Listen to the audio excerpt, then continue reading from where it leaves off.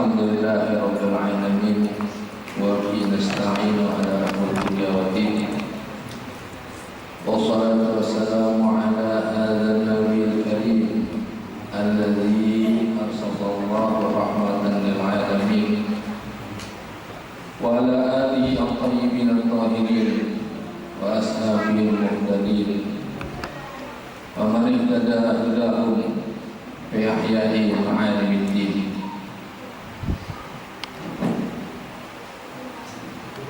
Subhanaka la ilma lana illa ma 'allamtana innaka antal alimul hakim wa la hawla wa la quwwata illa billahil aliyyil azim. Rabbi shrah li sadri wa yassir li amri wa hlul 'uqdatam min lisani yafqahu qawli. Amma ba'du. Yang saya muliakan, yang kita ta'zimi para habaib zuriyat Rasulullah SAW, baik yang berhadir di tempat ini maupun di mana saja berada, karena ahli bait keluarga Nabi SAW adalah amanul ardi bertekiri, adalah keamanan bagi bumi ini, maka ingatlah itu.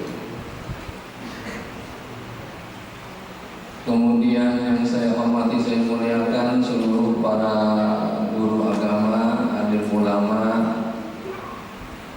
yang tidak bisa saya sebutkan satu persatu, barang-barang sidin semuaan di sini. Karena mau disebut semuaan, absen sebenarnya. Tadi bisa absen ya kita.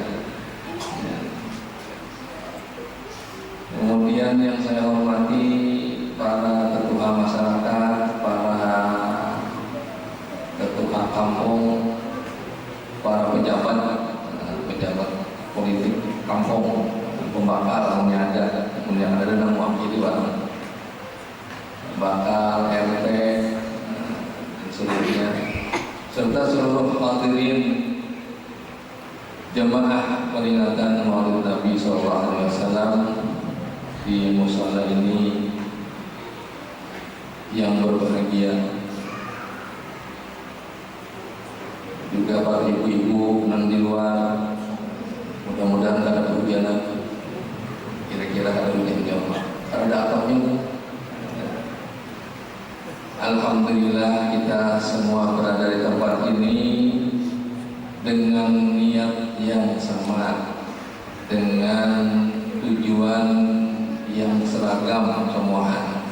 Niat kita hendak memperingati, memeriahkan, mengingat kembali kehadiran Rasulullah SAW di muka bumi ini.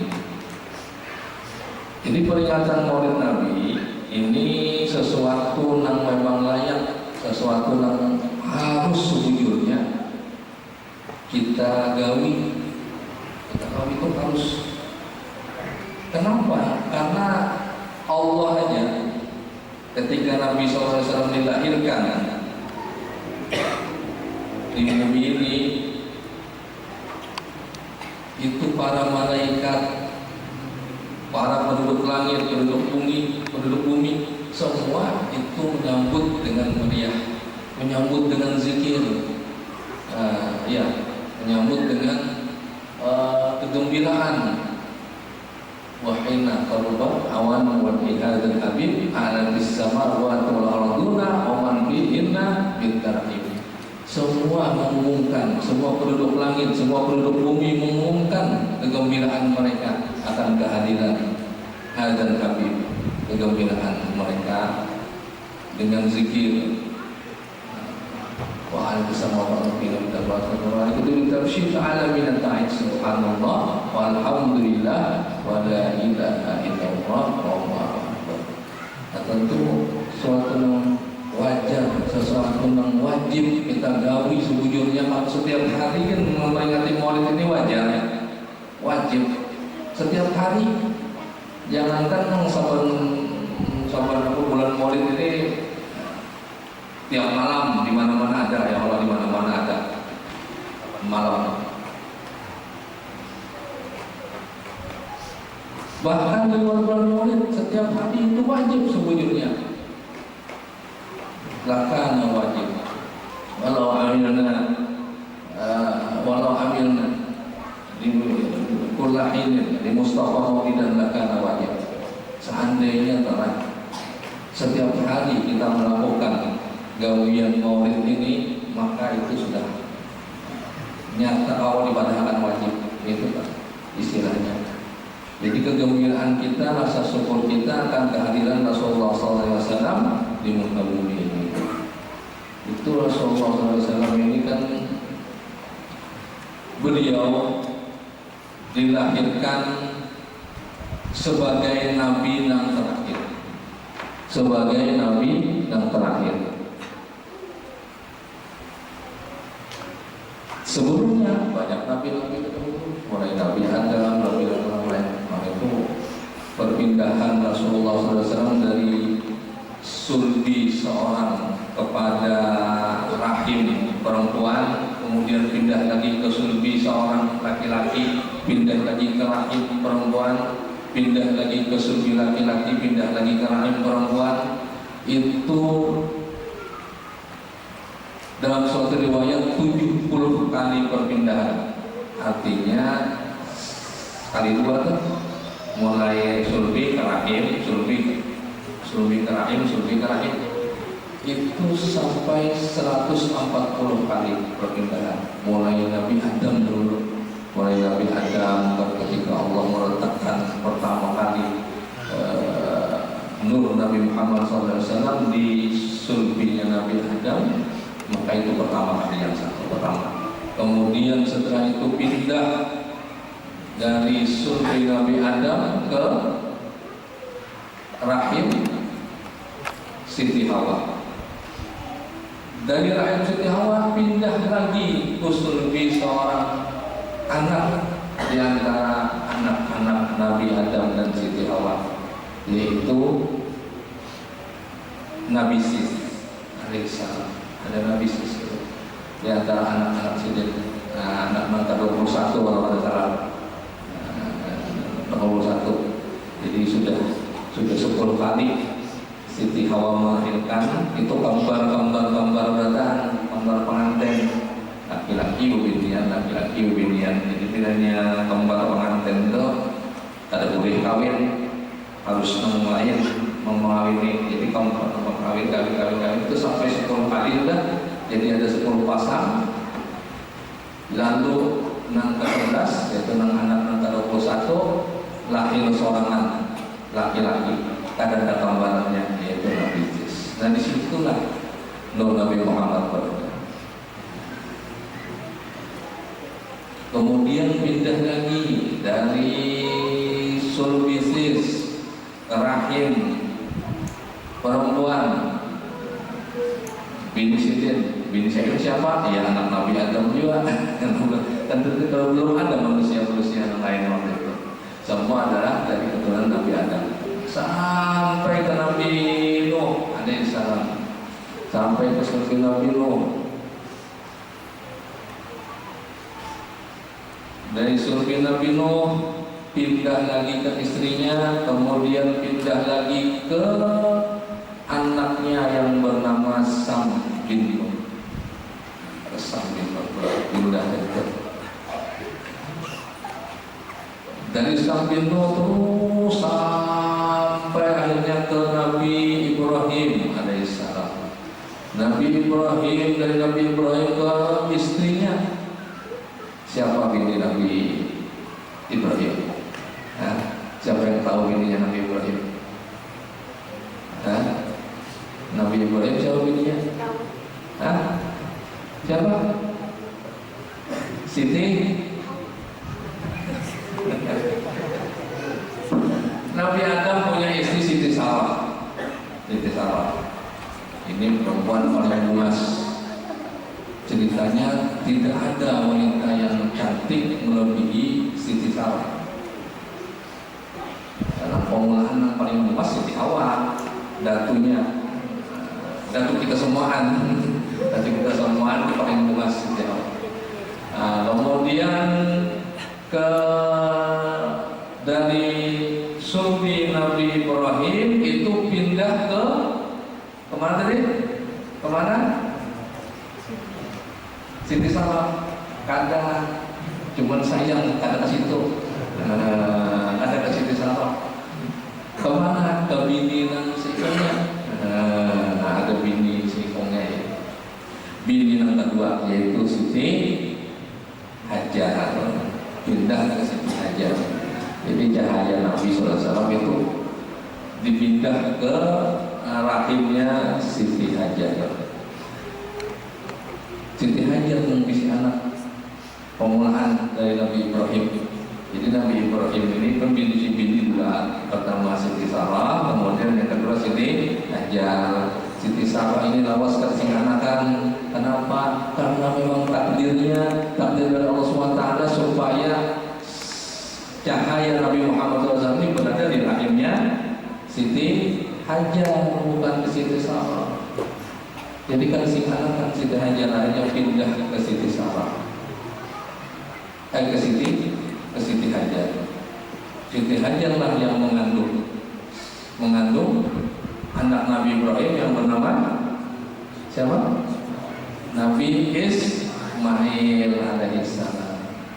Nah, Nabi Ismail ini yang mengandung yang dikandung oleh Siti Hajar dan kemudian dibawa oleh Nabi Ibrahim ke sebuah tempat yang jauh. Kenapa ke tempat itu? Tempat yang jauh, nang sunyi masih belum ada apa-apanya. Tempat itu masih gunung, batu, karena ada pohonnya, gigi-gigi ada pohon. Kayak apa tuh bayangkan aja tempat gunung batu kalau ada pohonnya sebiji-biji kan dibawa ke situ. Seorang wanita dengan bayinya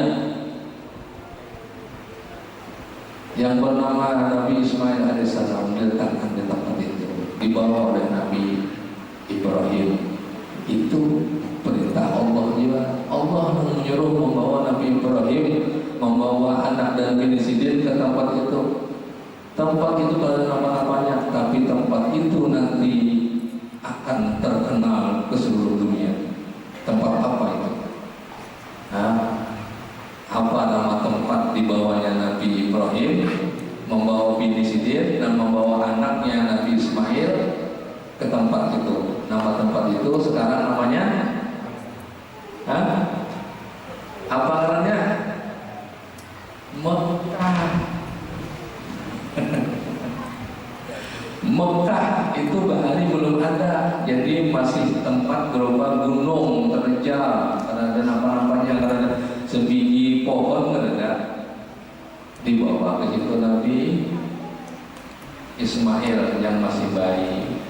Kemudian datangkan situ, tinggal oleh Nabi Ibrahim di situ, ditinggal. Ayo, seorang perempuan masih muda dengan anaknya ditinggalkan di tempat karena apa-apa. Kira-kira teman ini kayak beginilah. Kira-kira kamu ada Indian di tempat diletakkan di tempat kosong itu amuknya.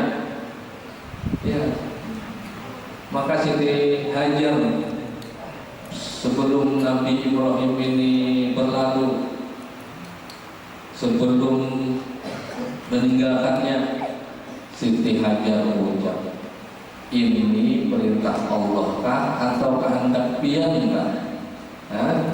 Perintah Allah atau kehendak pian? Maka Nabi Ibrahim menjawab, ini adalah perintah Allah. Namun perintah Allah ada apa? Biar dia sudah, karena berapanya ini keyakinan seorang Siti Hajar.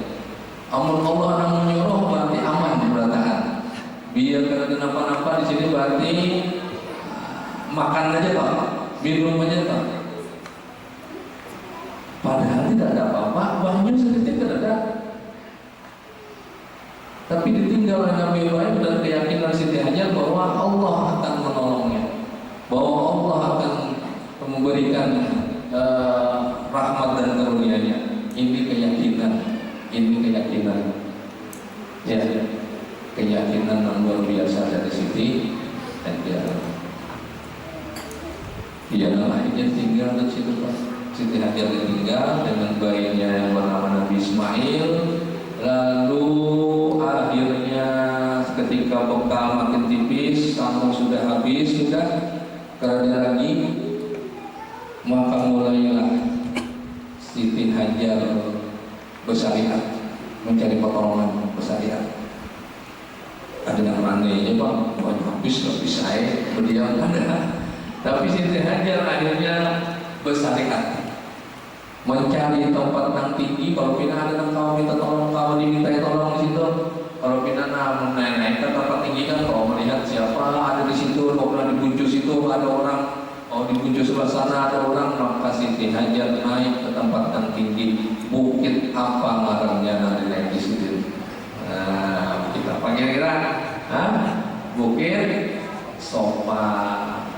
Bukit Sofa nanti naik di situ. Ya, Bukit Sofa naik ke Bukit Setengah, lalu mencari mana kalau tidak ada orang dilihat kiri kanan, dilihat ke darat ke laut, ke hilir ke hulu, melihat orang ada tidak ada manusia satu.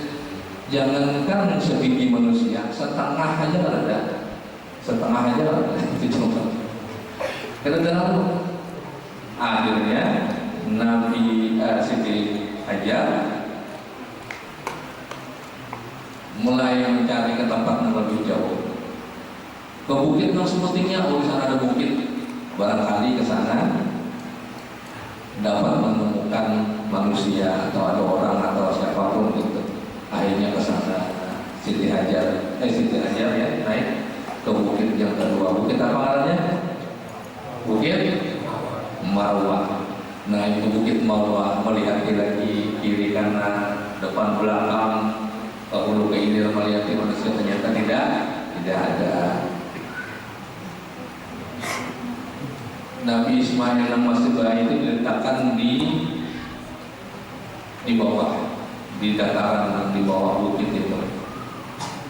Sudah sampai ke Bukit Marwah, akhirnya Siti Hajar kadang melihat itu orang-orang, kadang siapa-siapa, lalu boleh pulang ke Bukit Sofa, boleh lagi ke Bukit Marwah, boleh lagi ke Bukit Sofa. Nah lalu itu nang jadi gawian kita dalam umroh atau haji, yaitu apa namanya? Bersai. Jadi sa'i itu dikatakan ulang balik tentang seorang wanita Siti Hajar yang mencari pertolongan untuk anaknya, mencari pertolongan dasar mereka berdua, barangkali ada yang kalau diminta tolong. Nah itu sampai akhirnya Nabi Ismail lalu mengangkat batis. Nah, lalu jadi ada banyu di situ, yaitu banyu Zam-Zam. Nah itu banyu Zam-Zam itu adalah dari mukjizat Nabi Ismail alaihissalam. Ada banyu, tiba ada banyu, selamat sudah. Ada banyu itu nyaman kita, ada banyu itu tenang sudah. Lalu datang ada banyu, lalu burung datangan dan melihat itu melihat ada banyu, burung datang, maka ada orang-orang Arab yang jauh itu melihat ada burung di situ, lalu mereka bingung. Biasanya kalau ada burung di situ, ini ada burung berarti ada banyu di sana. Mereka melihat ke sana, ternyata ada dua orang, yaitu Siti Hajar dengan Nabi Ismail. Mereka lalu bertanya, ini ampun siapa? Ini ampun kami. Lalu akhirnya disitulah Nabi Ismail dan Siti Hajar itu mendapatkan apa yang didoakan oleh Nabi Ibrahim ketika beliau mau meninggalkan mereka berdua, dapat rezeki, dapat apa segala macam. Nah Nabi Ibrahim kemudian Nabi Ismail kemudian besar, kemudian beliau menikah dengan orang Arab di sana, lalu berpindah lagi Nabi Muhammad ke rahim perempuan itu, lalu pindah ke Nabi, kemudian sampai ke cucu Sidin yang bernama Adnan, bernama Adnan. Terus turun berapa generasi sampai ke Qaisidin, yaitu Abdul Muttalib. Abdul Muttalib kemudian juga Abdul Muttalib menikah, kemudian lahirlah Abdullah, lahir Abdullah, kemudian Abdullah, nah, Abdullah bin Abdul Muttalib. Abdullah bin Abdul Muttalib itu membawa cahaya Nabi Muhammad SAW di sulbinya. Jadi baharina kelahiran Nabi Muhammad SAW itu sejujurnya sudah berita yang viral. Kalau ini beritanya viral, sudah ada akan dilahirkan seorang Nabi. Itu di viral sudah di mana-mana orang mau nyambat itu, di mana-mana orang sudah membicarakan akan lahir seorang Nabi akhir zaman. Yang memviralkan adalah orang-orang yang mempunyai keilmuan dalam kitab-kitab kembali, yaitu kitab Injil, kitab Zabur, kitab Taurat, kitab apa lagi saya? Kitab Zabur, kitab Taurat, kitab Injil. Nah, mereka yang mempunyai keilmuan di kitab itu, mereka sudah memviralkan akan kelahiran Nabi SAW. Dan viral sudah. Bukan hanya itu, bukan hanya orang-orang ahlul kitab, tapi orang-orang jangan kita sambatan Jawa ini dukun, dukun bahari itu saksi-saksi. Dukun bahari itu dia langsung tembus ke langit, jinnya harap-harap bahari, dia langsung tembus ke langit, melihat takdir, melihat tulisan-tulisan takdir, melihat tulisan lauhil mahfuz, melihat jinnya bahari. Jadi jin bahari itu harap-harap. Kenapa? Karena Nabi belum lahir. Ketika Nabi sudah lahir, lawang langit ditutup oleh Allah SWT. Nah, ini tandanya, tanda lawang langit ditutup oleh Allah SWT itu tandanya bahwa Nabi SAW lahir. Jadi ahli nujum bahari itu mengetahui bahwa Nabi ini akan lahir itu karena lawang langit itu sudah dijaga ketat oleh saudara. Dan mereka mengetahui, sehingga mereka banyak yang mencari itu sampai ke kota Mekah. Itu ada seorang ahli nujum perempuan menuju ke rumahnya Bunda Nabi, yaitu Siti Aminah. Bunda Nabi Siti Aminah ini ketika itu masih kecil, masih umur kira-kira 9-10 tahun. Maka ujar sedikit. Di sini ujar siapa? Ujar si ahli nujum tadi, di kampung sini, ujarnya di kampung sini akan ada seorang anak yang menjadi ibu dari Nabi akhir zaman. Tapi kan tahu namanya, dicari. Tolong kumpulkan semua renakan yang ada di kampung ini, ya, kumpulkan renakan dijampai oleh ahli nujum ini. Ahli nujumnya beginian dijampai. Nah, tunggu hitungan renakan ini. Lalu sampai ke Bunda Nabi yaitu Siti Aminah, kata dia langsung lanjut. Ini sangatnya orangnya. Nah, tolong biar simpani ini dengan abahnya dipesani, tolong simpani ini akan menjadi ibunya Nabi akhir zaman. Nah, dulu akhirnya dipinggir Siti Aminah dan ada keluar lagi dari rumahnya setelah itu. Nah, itu jadi ketika Nabi SAW, ketika ayah Nabi itu Abdullah itu sudah sampai kepada umur untuk menikah, maka dicarikan oleh abahnya Abdul Muttalib itu bini, dicarikan bini Tapi akhirnya suatu saat Abdullah ini bertemu dengan perempuan. Lalu perempuan ini tiba-tiba luas, tiba-tiba menawarkan diri. Kenapa? Seandainya Ubidin dia termasuk orang-orang yang ahli nujum tadi juga, artinya tahu bahwa di sulbinya Abdullah ini ada nabi akhir zaman. Jadi tawarkannya jangan dia pian kawin dahulu saja. Jadi Abdullah ini dengan kata-kata kasidah dalam bahasa Arab yang maknanya begini. Ikam kebinian membawa aku ini halalkan dan haramkan. Bilanya membawa yang haram pada mau, bila membawa yang halal itu antara dua.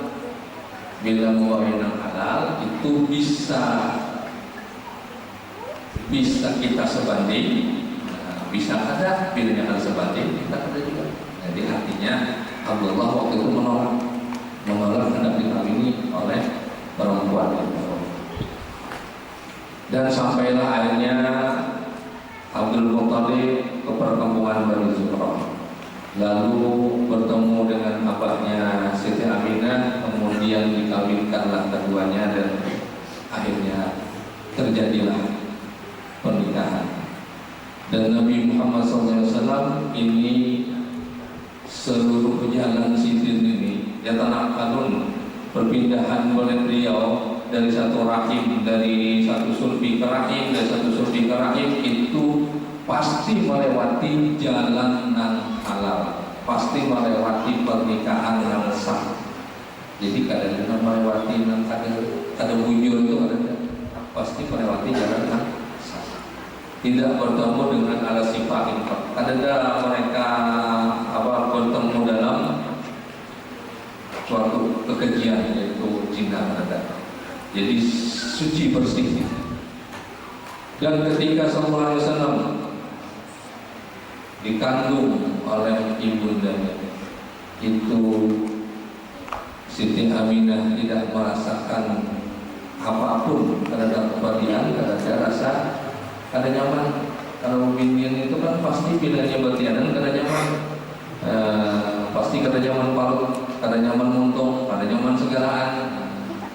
Ada nang anak mengidam ini kan ada buah hijau abang ini ada mengidam itu jadi tapi Siti Aminah itu tidak merasakan apa-apa, ada berat, tidak merasakan berat apa-apa dalam kandungan sampai akhirnya sampailah waktu dilahirkannya Rasulullah SAW di malam Senin 12 Rabiul Awal. Lahir Rasulullah SAW.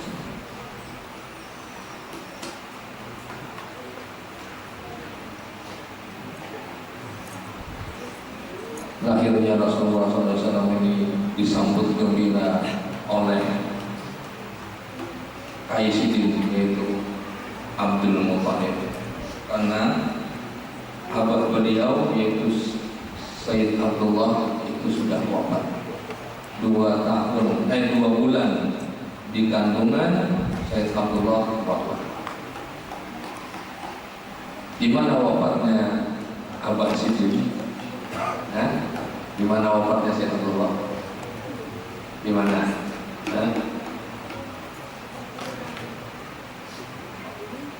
Abdullah abahnya Nabi wafat di Madinah. Wafat di Madinah, di kota Madinah.